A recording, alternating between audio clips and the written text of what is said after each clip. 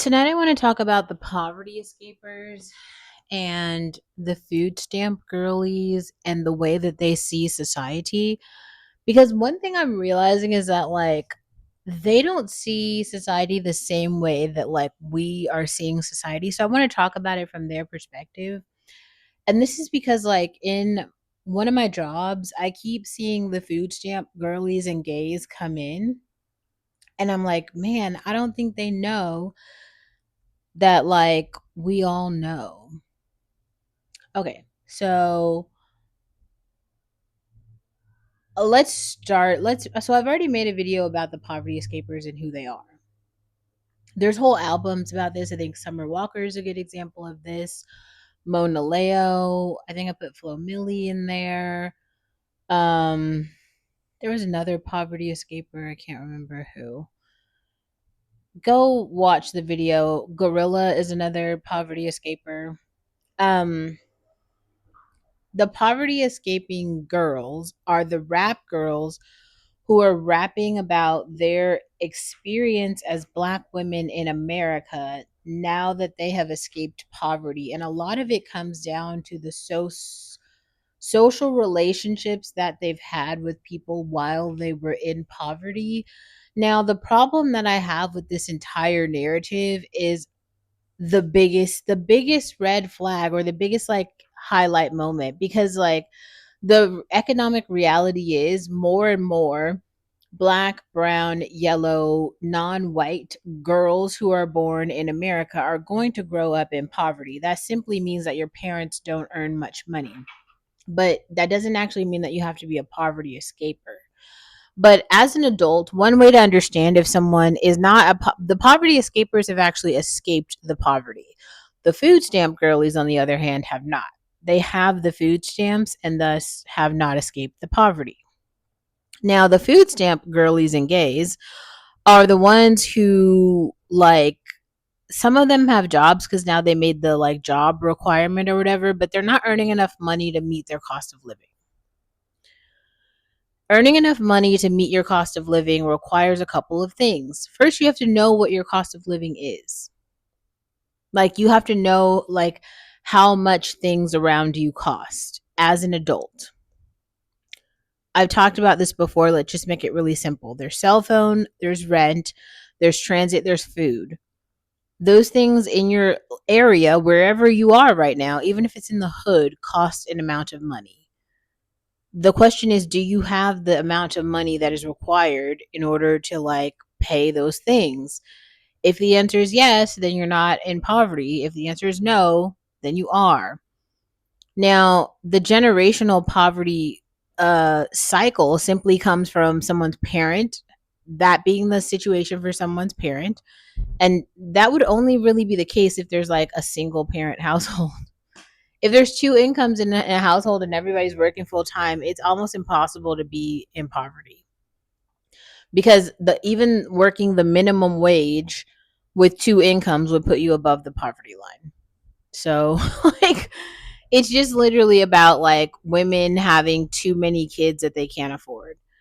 One person working full time, earning a minimum wage, you can meet, you might have roommates and shit, and you might have shared cost of living, or you might have to get a partner, like a boyfriend or husband or something. But you can definitely pay for the basic bills. The girls and the gays with the food stamps at this point haven't even figured that out. It's one thing if you have a job change, you get laid off, you divorce your husband or something, so then temporarily you're on the stamps. Okay, I get it. It was a season, something. I'm not talking about that. I'm talking about the people who've been on the stamps for 5 years, the people who have the subsidized housing for 4 generations. You inherited public housing from your parents. If your parents live in public subsidized housing, you have Section 8, your parents have Section 8, you have a housing voucher, you are not paying marketplace rent, that actually says something else about the way that the government needs to subsidize your cost of living. So The problem that not it's not really a problem, it's more the observation that I'm seeing about the girls who are living in these situations. They don't understand that they could get out of those situations very simply by just move out of the neighborhood. Like, leave. There's no people. Like, your parents can't teach you any more things because they don't have any more information to give. The men who are living around you have nothing to offer society, but actually, like, literally, the whole reason your neighborhood is poor is because there's nothing that the people in your neighborhood can offer to the society. So the jobs left. There's no job. If those people had skills to do shit, they would be doing it. They're not.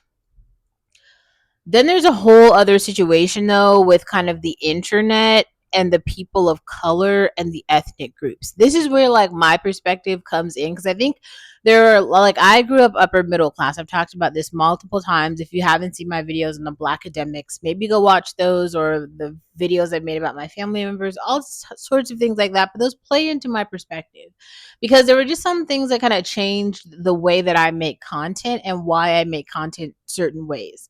And the reason I talk about public school a lot. Growing up upper middle class, going to public school will give you such an edge in society. And here's why: you will be able to understand the mindset and the social values of ethnic communities, ethnic impoverished communities who are not your community and some who are, and how they move. And because you understand that, you can build shit for them, including content. All you have to know is like the next step that they don't know. And then you could just make a video about that or a series of videos about that.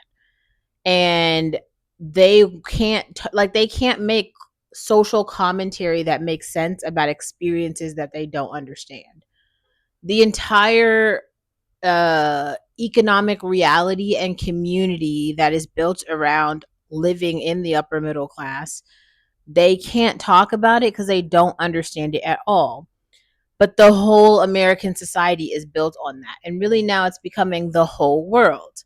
This is why you kind of see it right now. There's some girls who are like, I'm in LA, right? So there's some girls who like living in LA is like expensive. It's not New York expensive. It's not even London expensive, but people call it expensive. I would call it like a pretty classic, you know, level of expensive. I'm from Silicon Valley, so like Berkeley is more expensive than here. So this is not that the cost of living here is not like that expensive right now. Maybe it was higher or something, I don't know, but like my rent right now in LA is lower than my rent was in Berkeley. So take that as you will. Um anyway, so what am I saying? Oh, there's all of these like community sort of expectations, culture, art, things that are coming out when you're surrounded by other people who are just having very general experiences. Like, I feel like right now, the girlies are watching Love Island and Euphoria to understand that, when in reality, you probably should be watching Laguna Beach or like The Hills. I think those are better examples of, or Baldwin Hills. That's another good example. That's like the black version of Laguna Beach.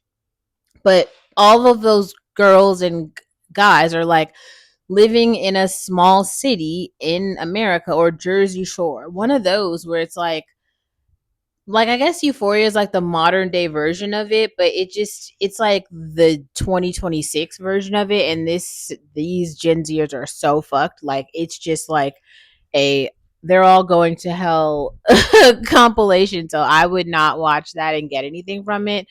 But if you're looking for a show that's kind of like that, The Hills or Laguna Beach is a really good example of that. Actually, the guy who's running for SF mayor right now, Spencer Pratt, is from Laguna Beach. I don't know if a lot of people picked that up because I guess they didn't watch the show. Oh man, just simply participating in society, you will learn so fucking much. And just by having a regular ass job, a regular ass job can last you your whole life. You don't have to have a fucking skill set. I mean, if you do the same job over time, you're going to get more, you're going to like be better and then earn more money. But like, all you need to do is just earn enough to pay for your rent and for your food. And especially if you're a woman, like, live long enough and you're going to find a guy you can tolerate.